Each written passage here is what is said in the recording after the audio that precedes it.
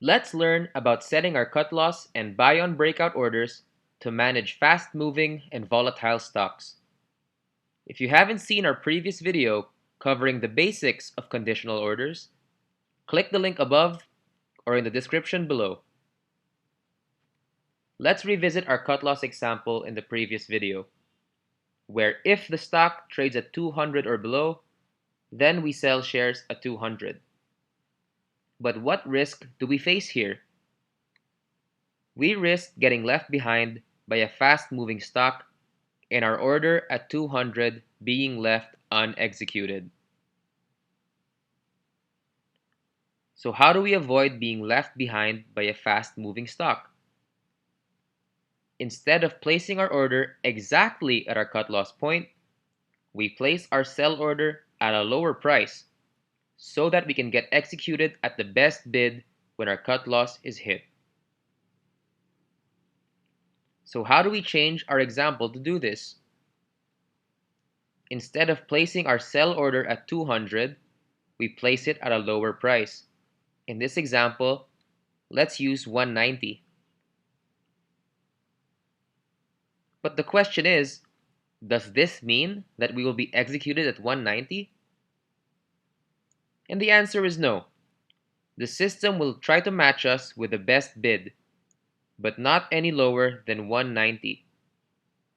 In other words, the system will look for bids at 200, 199, 198, and all the way down to 190 until our order is completely executed. Now for an important reminder. 190 in this example is just an example. We can substitute 185, 180, the floor price, or whatever that we prefer. Just remember that this will be the worst price we are willing to accept.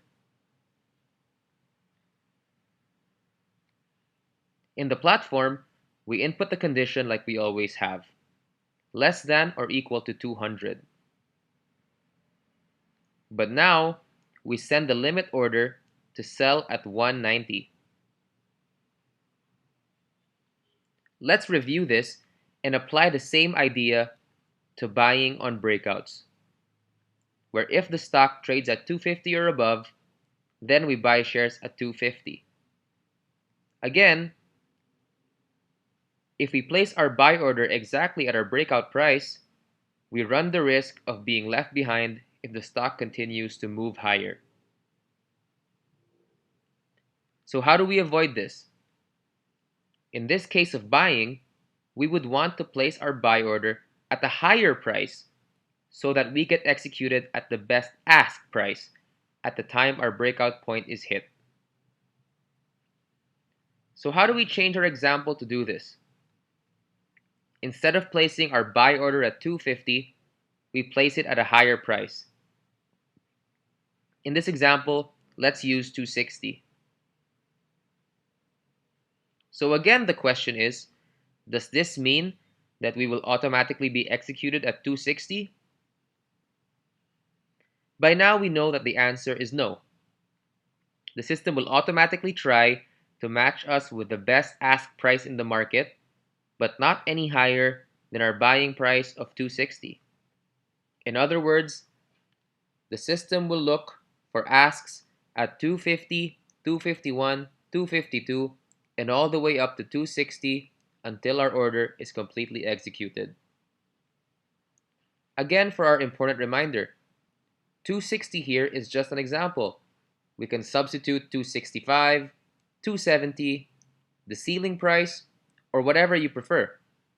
Just remember that this will be the worst price that we are willing to accept.